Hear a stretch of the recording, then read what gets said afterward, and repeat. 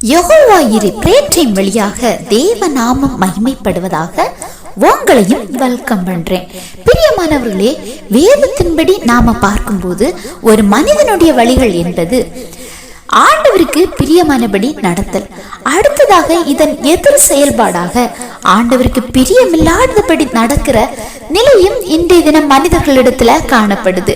நம்முடைய வழிகளை சீர்படுத்தி நடத்துபவர் நமது ஆண்டவர் மட்டும். நம்ம நிறைய பேர் ஆண்டவரை பிரியப்படுத்தும் வழிகள்ல தான் வாழவும் விரும்புறோம். ஆனா சில சூழ்நிலைகள்ல அறிந்தோ அறியாமலோ நமது வழிகள் தேவனுடைய பார்வைக்கு ஏற்றதாக அமைவதில்லை. தேவனை அறியாதவர்கள் மட்டுமல்ல, நல்ல தேவனை அறிந்து பரிசுத்த வாழ்க்கை வாழுகிற அநேக நபர்கள் கூட இப்படி இடறி போறாங்க. எனவேதான் நாம ஒவ்வொரு பேரும் தாவீது ராஜாவை போல சங்கீதம் 17:5 என் காலடிகள் வலுவாதபடி என் நடைகளை உமது வழிகளில் சீர்படுத்தும் என்று கேட்டு ஜெபிக்க வேண்டும். என்னதான் நாம ஒரு பரிசுத்த வாழ்க்கை வாழ்ந்தாலும் ஒரு மனிதனுக்குள்ள மாம்சீக சிந்தைகள், உலக சூழ்நிலைகள், சுயம் மற்றும் சாத்தானின் சில கிரியைகள் வழியாக தேவனுக்கு பிரியமில்லாத வழிகளை தேர்ந்தெடுக்கிறாங்க.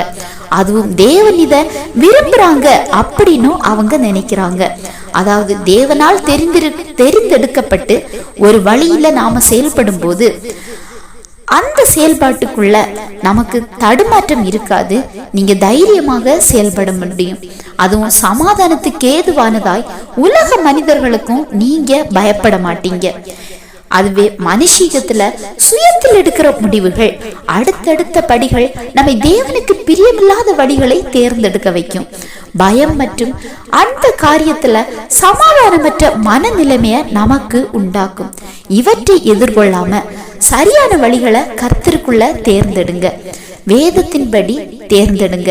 இந்த வசனத்தின்படி எந்த ஒரு காரியத்திலையும் நீங்க செயல்படும் முன்பு, அப்பா என் வழிகள் வழுகக்கூடாது, என் நடைகள் உங்க வழிகள்ல உங்களுக்கு பிரியமானபடி ஸ்திரப்படுத்துங்க என்று கேட்டு ஜெபித்து நீங்க செயல்படுங்க. உங்க வழிகள்ல ஆண்டவர் செயல்படுவாங்க. எந்த தவறான வழிகளையும் தேர்ந்தெடுக்க விட மாட்டாங்க. எனவே இந்த செய்தி உங்களுக்கு பிரயோஜனமா இருந்திருக்கும் நம்புறேன். ஆண்டவர் தாமே உங்களை ஆசீர்வதிப்பாராக.